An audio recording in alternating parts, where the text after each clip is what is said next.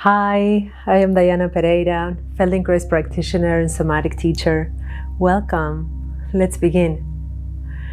In our last video, we talked about what trauma does to the body, how it lives not as a memory, but as a pattern, as a nervous system that learned to brace, to guard, to hold. If you haven't watched that video, I recommend you take a look first. It will give you the context for what we're going to do today. Today, I want to introduce you to the approach we'll be using in these videos, the Feldenkrais Method. I'll tell you a little bit about what it is, how it works, and why I built my entire practice around it. And then we're going to practice together. Moshe Feldenkrais was a physicist, a judo black belt, and a remarkably original thinker. In the mid-20th century, around the 40s and 50s, after a serious knee injury that doctors couldn't cure, he essentially taught himself how to walk, not through willpower or exercise, but through patient, curious attention to how he was moving. What he discovered in the process became a method, a way of learning through movement that works not by forcing the body into correct positions, but by offering the nervous system choices, new options it didn't know it had. He said something that I come back to often. Movement is life. Life is a process. Improve the quality of the process, and you improve the quality of life itself. Most movement practices ask you to try harder, to stretch further, to hold longer, to push through. Feldenkrais asks you to do exactly the opposite, to move slower, to move less, to pay attention, to rest often. Not to ask yourself whether you're doing it right, but how do you actually feel? And this matters enormously for someone whose nervous system has been through difficulty. When a body has learned to brace, pushing harder just reinforces the bracing. But when you move slowly enough to actually feel what is happening, something shifts. The nervous system gets new information, and new information creates new possibilities. There's a concept in this work called awareness through movement. The idea that the moment you bring genuine attention to how you're moving, the movement begins to change by itself, on its own. You don't have to fix anything. Awareness itself is the agent of change. We'll come back to that phrase, awareness through movement, in a moment, because it's also the title of our next session together. Before we move into today's practice, I want to orient you into how these sessions work, because they might be a little different than anything else you've experienced. I'll ask you to move in ways that feel almost too small to bother with. Trust that smallness is the point. I will ask you to rest often. That is not a break from the learning. Actually, that's when the learning happens. The nervous system integrates during rest, not during effort. Effort is the information. I will ask you to notice rather than judge. Not is this right or wrong, rather how do I feel? Not am I doing enough, but what is here?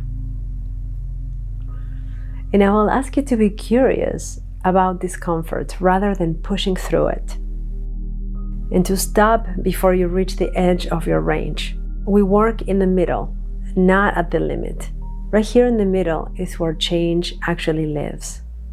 Body awareness is not about feeling anything perfectly or having some profound somatic experience. At its most basic, it just means I am here, I can feel something, I'm paying attention, and this feels safe. For many people, especially those that have experienced trauma, chronic pain, or long periods of high stress, the baseline connection has been interrupted. The body became a place to leave, to exit, not a place to inhabit. So if you feel very little at first, if the sensations are vague, or you can't quite locate what I'm pointing to in the directions, Don't worry, that's not failure. That's information. That's exactly where we start, and it builds from there. Body awareness, like any skill, develops with practice. And it develops faster than most people expect once they stop trying to force it or second guessing it. So now let's practice together. Let's begin by noticing where you are seated on the chair. If you're like me, you like to cross one leg over the other, perhaps lean back on the support of the chair. Just observe your habits. How do you feel comfortable? And in this comfortable place, how is your breathing? Can you take a full breath? Front, sides, back. If you turn around yourself slightly, how far can you go? Where is the movement when you move your head? Do you feel it below the neck? Now observe the contact of your feet on the floor. Are both feet touching or only one? And if so, what part of your foot is in contact? Where is the weight?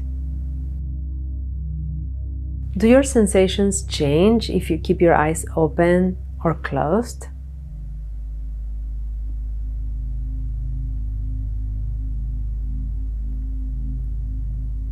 And now let's propose to your nervous system one or two different options so you can feel the difference.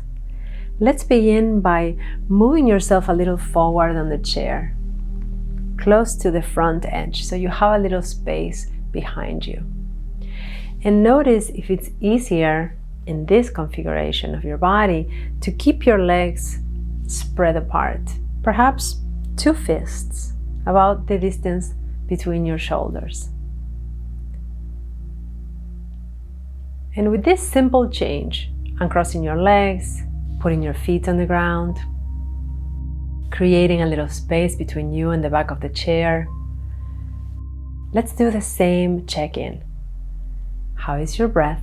Can you breathe forward, back, and sides? More like a balloon type breathing and not just in the front. When you move around yourself, can you see more behind you?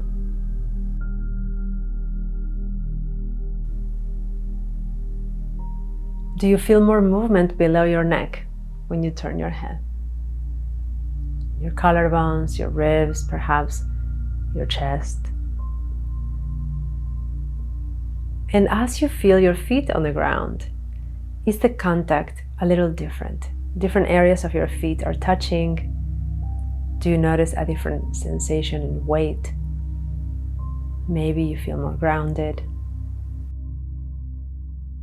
Now let's take that as one choice different than the one you had at the beginning, your habitual choice. And now let's create a different one. Perhaps you cross one leg and lean back on one side like we do sometimes, and even asymmetrical. Something comfortable, leaning back,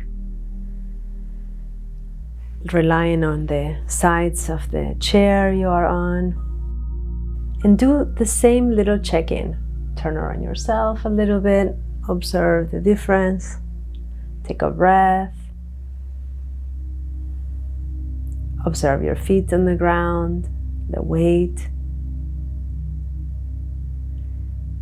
Now allow yourself to choose from these 2-3 options, which one allows you for more freedom. More freedom of movement, of breath, of contact or support with the ground. Which one feels easier versus which one feels more familiar. Ease defined by the quality of your movement. Is your movement easier? Is breathing easier? Is feeling support from the ground easier? And allow your body to recalibrate and find that position again and again and again, perhaps throughout the day. Now we're planting the seed, you're feeling the differences. And then as you practice it again, you build on that awareness. And I bet you that next time that you're sunken in any comfy chair that feels really cozy but doesn't fully let you move or breathe or feel the support from the ground, you will remember this moment. And that is what body awareness is all about. Baby steps, very slow, inviting you to sense more and more possibilities in your daily life to introduce these movements. And see how they change the way you move, you think, you feel. Now take a breath. Allow your eyes to softly open if they were closed. Before you do anything, before you check your phone or shift positions or move on to the next thing, just notice what's different, even slightly, subtly. Maybe there's a little more weight on the chair or on the floor beneath you. Maybe your breath moved somewhere it wasn't before. Maybe there's a quiet you didn't have a few minutes ago. That noticing is body awareness. You just did it. Thank you for being here with me today. Take a moment before you move on. Let this settle. This is the foundation everything else we do together is built on. The method, the curiosity, the slowness, the return. I will see you in the next video. So much love.